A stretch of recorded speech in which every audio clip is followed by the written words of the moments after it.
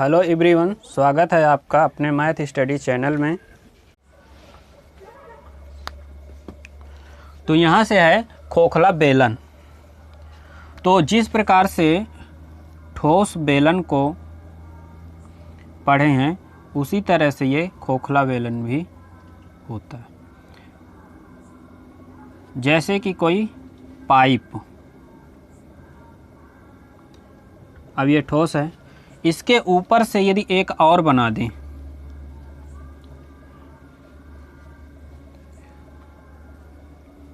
जैसे एक और बन जाएगा तो ये हो जाएगा खोखला।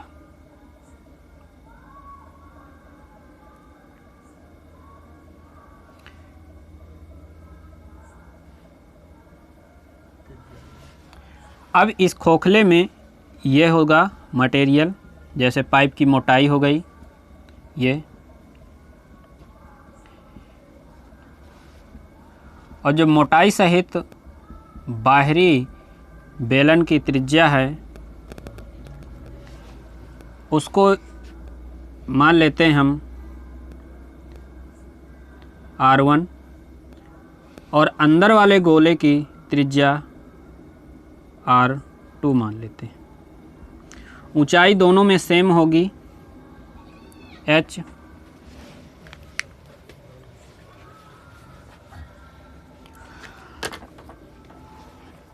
अब इसके बहुत सारे फार्मूले हैं, वो तो सेम होंगे, लेकिन अंतर कहाँ होगा वो देखते हैं।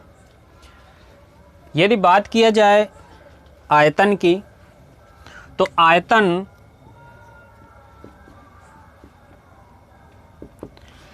बाहरी बेलन के आयतन में आंतरिक बेलन के आयतन को यदि माइनस कर दें तो इस खोखले बेलन का आयतन प्राप्त हो जाएगा। बाहरी है R1 है, आयतन पाई R square H minus pi R square H। जहाँ पर R था तो बाहरी में R1 है और आंतरिक बेलन है उसमें R2 है। इस प्रकार यहाँ से जो कॉमन होता है तो पाई है और H है, तो इस प्रकार आयतन आ जाएगा पाई R1 square minus R2 square into H। यदि यहाँ पर वक्र पृष्ठ, अब इसमें वक्र पृष्ठ तो दो हैं, अंदर वाले बेलन के अंदर वक्र पृष्ठ है और बाहर वाला बेलन है उसके बाहर वक्र पृष्ठ है। तो यहाँ से वक्र पृष्ठ मिलेगा, दोनों के वक्र पृष्ठों को प्लस कर देंगे और जैसे ही पृष्ठ करेंगे तो हमको मिलेगा 2 पाई R1H, बाहरी का हो गया। आंतरिक वाले को जोड़ देंगे 2 पाई R2H, जो कॉमन है उसे बाहर कर देंगे।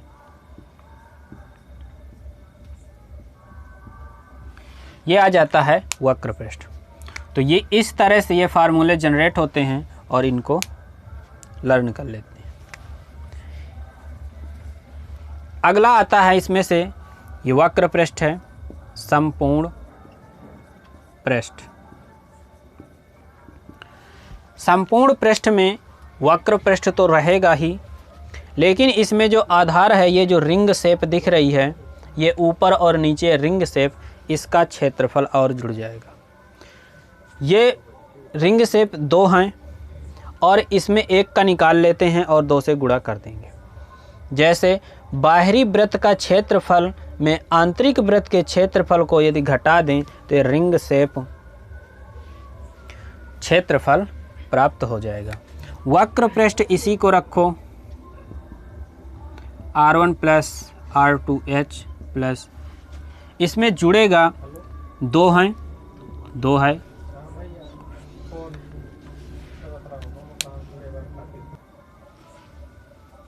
तो 2। अब इसका क्षेत्रफल पाई R1 square minus pi r2 square. तो पाई r स्क्वायर होता है एक वृत्त का, r1 लिया तो ये पूरा वृत्त आ गया, और जब उसमें r2 लिया तो ये अंदर वाला छोटा वाला आ गया, और जब बड़े वाले में छोटे वाले को घटा देंगे तो ये साइडेड भाग प्राप्त हो जाएगा जो रिंग शेप है। इसमें जो कॉमन मिल जाता है उसको ले लें। तो 2 पाई, एक बार और लिखते हैं कैसे सूत्र जनरेट होते हैं वो देख रहे हैं यहाँ पर। तो 2 पाई r1 square minus r2 square. अब यहाँ पर है a square minus b square equal to होता है a प्लस बी और दूसरे कोष्टक में a माइनस बी। a प्लस बी यहाँ भी है तो यहाँ पर 2 पाई कॉमन है, r1 प्लस r2 कॉमन है। क्या बच गया? h बचा प्लस r1 माइनस r2। तो ये मिलके निकलेगा यहाँ से हमारा संपूर्ण पृष्ठ।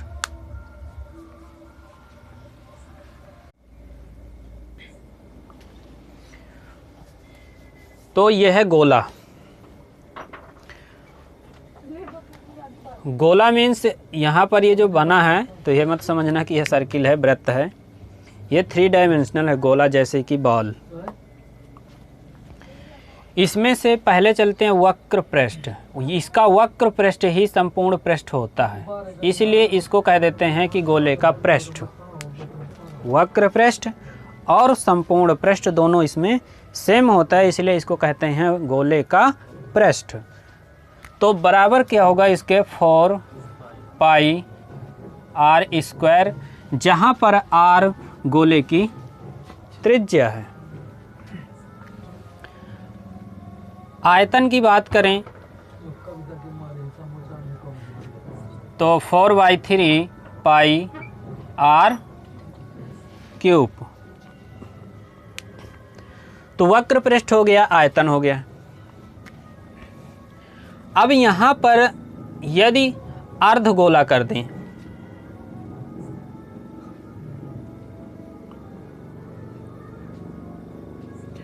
तो अर्धगोला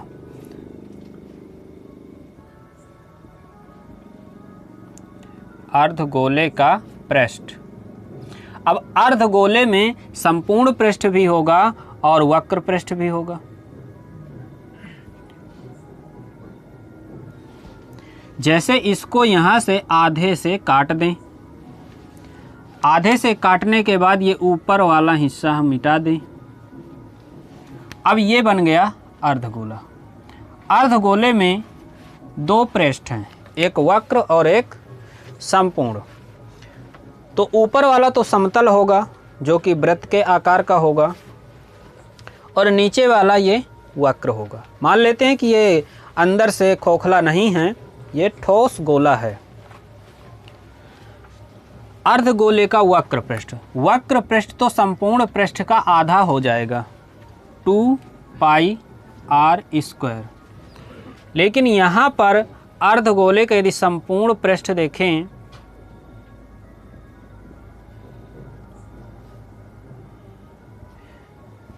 संपूर्ण पृष्ठ, तो संपूर्ण पृष्ठ में यहाँ से ऊपर एक वृत्त बन रहा है और वृत्त का क्षेत्रफल पाई r स्क्वायर होता है। तो 2 पाई r स्क्वायर ये तो वक्र हो गया, ये यहाँ से यहाँ तक, और ये ऊपर वाले हिस्से का पाई r स्क्वायर इसमें और ऐड हो जाएगा, तो ये बन जाएगा 3 पाई r स्क्वायर। अर्धगोले का आयतन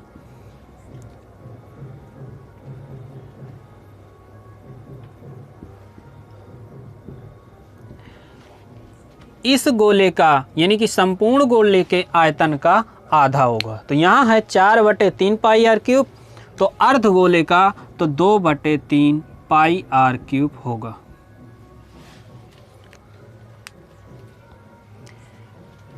अब इसके बाद खोखला गोला, यानी कि जिसे गोलीय कोष के नाम से भी जानते हैं, और उसका फिगर ये है। अब ये खोखले गोले में 2 त्रिज्याएं हैं। बाहरी त्रिज्या r1 और आंतरिक त्रिज्या R2 है। तो इसे गोलीय कोश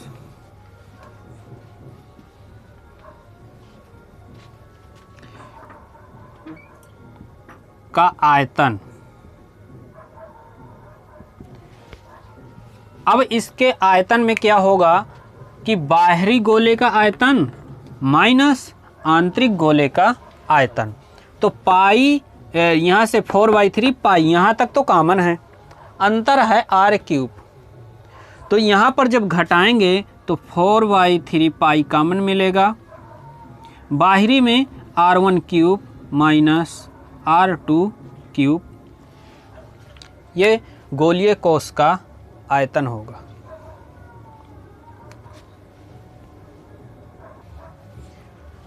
अब मान लेते हैं कि एक गोला है जिसको आधे से नहीं काटा जाता, यानी कि उसका कुछ हिस्सा काट दें, जैसे कि चित्र में यहाँ से इसको काट दिया। जब काट देंगे तो एक हमें वृत्ताकार क्षेत्र मिलेगा। उस वृत्ताकार क्षेत्र की त्रिज्या कैसे ज्ञात करेंगे? उसे कहेंगे समतल परिच्छेद की त्रिज्या, यानी कि समतल परिच्छेद काटेंगे तो एक समतल बनेगा, उसका नाम समतल परिच्छेद। और वो परिच्छेद कैसा होगा? वृत्त के आकार का। तो जब इसमें क्वेश्चन आएगा तो इस गोले की त्रिज्या तो R होगी। अब यहाँ से कहा जाए कि गोले के केंद्र से H दूरी पर एक समतल काटा जाता है। तो जब समतल बनेगा तो वो तो वृत्ताकार बनेगा और उसकी त्रिज्या निकालना है। तो यहाँ पर ये तो लंब होगा, क्योंकि जानते हैं कि वृत्त के केंद्र से जीवा पर डाला गया लंब जीवा को समद्विभाजित करता है, और यदि ये केंद्र होगा तभी ये इसको बराबर भागों में विभाजित करेगा। अब इसकी त्रिज्या हमको निकालना है। मान लें यहाँ से कुछ इसकी x मान लिया, तो ये बन जाता है हमारा समकोण त्रिभुज, और समकोण त्रिभुज में पाइथागोरस प्रमेय लगेगी। तो यहाँ से लिखते हैं हम समतल परिच्छेद की त्रिज्या, और समतल परिच्छेद की त्रिज्या यही x है। तो x बराबर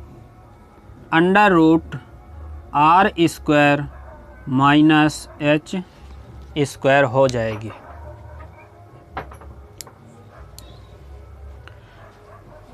अब करेंगे यहाँ से कुछ क्वेश्चन।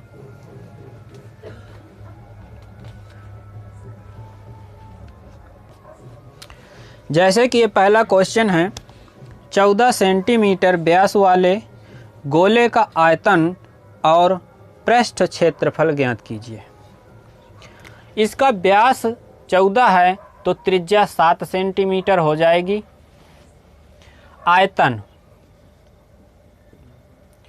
आयतन मिलेगा 4/3 पाई R³ R³ हो गया 7 का क्यूब, तो 7 3 बार हो जाएगा।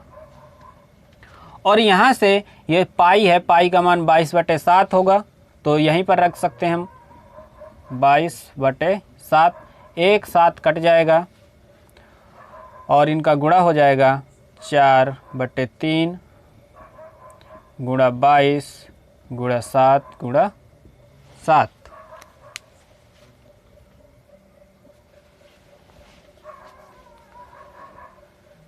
तो जब इसका गुणा करेंगे तो ये आ जाएगा तुम्हारा 1437.33 चलता जाएगा।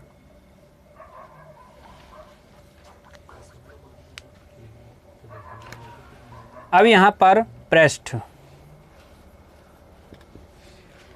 पृष्ठ होगा 4 पाई R², मान रख दें 22/7, 7 गुणा 7, 1 7 कट गया। अब इसका गुणा कर लेंगे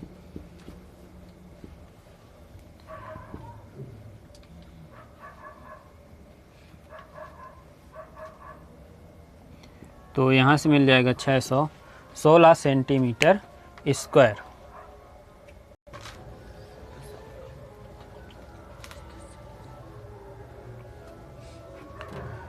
तो इस प्रकार से ये आयतन है।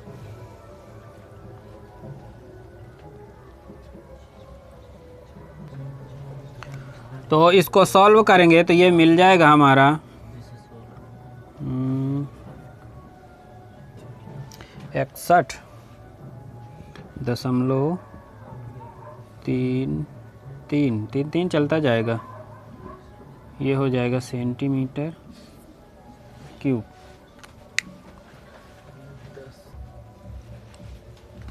अगला क्वेश्चन है, एक अर्धगोले का व्यास 14 सेंटीमीटर है, उसका आयतन और संपूर्ण पृष्ठ ज्ञात कीजिए। अर्धगोले का व्यास कितना है? 14। तो त्रिज्या हो जाएगी 4, ये 14 का आधा 7 सेंटीमीटर हो जाएगी।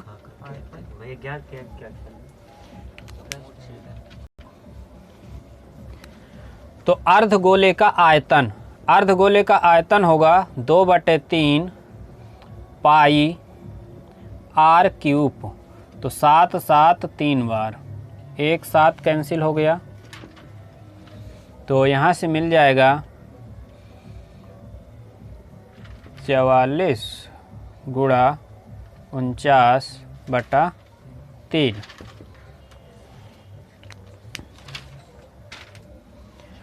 अब देखो इसको जैसे गुणा करना है तो ये 49 को हम कर लेंगे 50, ठीक है, और 50 हो जाएगा तो इसके 5 और 0 आ जाएगा, तो 5 से इसमें गुणा कर दो, 5 चौक 20 और 20 2 22, ये हो जाएगा, और 50 वाला 0 ये, और एक बार इस 44 को इसी में माइनस कर दो तो ये मान निकल आएगा। तो यह 6 आया, यहाँ से 5 और 1 2। अब यहाँ नीचे है 3, तो 3 से इसमें करेंगे भाग करेंगे, और जब भाग करेंगे तो मिलेगा हमें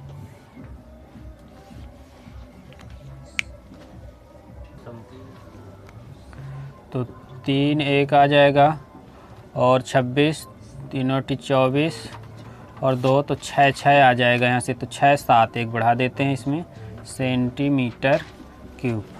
संपूर्ण पृष्ठ निकालो। संपूर्ण पृष्ठ 3 पाई आर स्क्वायर, 3 पाई का मान 22/7 और आर स्क्वायर का मान 7 गुणा 7, इसको गुणा कर लेते हैं 3, ये आएगा 154, 3 से गुणा किया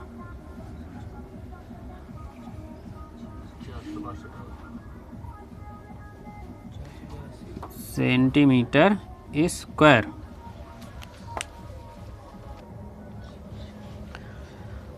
तो ये क्वेश्चन है चौथा नंबर, 10 सेंटीमीटर त्रिज्या के गोले के केंद्र से 6 सेंटीमीटर दूरी पर समतल द्वारा गोले को काटकर अलग अलग 2 टुकड़े बनाए गए हैं, समतल परिच्छेद की त्रिज्या ज्ञात कीजिए। अब ये एक गोला है, इसको यहाँ से काट दिया गया, तो काटने के बाद इस जो वृत्त है इसकी त्रिज्या क्या होगी पूछ रहा है। यहाँ से केंद्र से 6 सेंटीमीटर की दूरी पर निकालना है और इसकी त्रिज्या 10 सेंटीमीटर दिया है। तो डायरेक्टली ये समकोण त्रिभुज बनता है और इसकी त्रिज्या समतल परिच्छेद की x बराबर √r² - h² थी।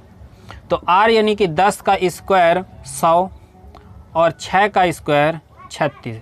तो यहाँ से x बराबर √ के अंदर आ जाएगा 64, x =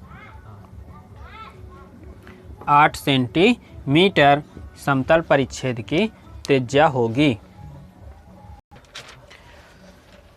यह मिक्स क्वेश्चन है बेलन और गोले का, और क्लास का अंतिम क्वेश्चन भी है। उस बेलन की ऊंचाई क्या है जिसके आयतन और त्रिज्या वही हैं जो 12 सेंटीमीटर व्यास वाले गोलक के हैं। गोलक मीन्स गोला, और गोलक व्यास दिया है 12 तो त्रिज्या हो जाएगी 6 सेंटीमीटर, और यही त्रिज्या बेलन की भी है, लेकिन उसकी ऊंचाई ज्ञात करना है जब इन दोनों के आयतन बराबर हो। तो बेलन का आयतन पाई आर स्क्वायर एच ये होगा, और यह आयतन गोले के आयतन के बराबर है, यानी कि 4/3 पाई आर क्यूब के। पाई से पाई गया, आर स्क्वायर से आर स्क्वायर चला गया, तो यहाँ केवल एक आर बचा, तो एच बराबर 4/3 आर बचा है। आर की जगह में रखेंगे 6, 3 दूना 6, तो 4 और गुणा 2, एच का मान 8 सेंटीमीटर होगा। उस बेलन की ऊंचाई 8 सेंटीमीटर होगी।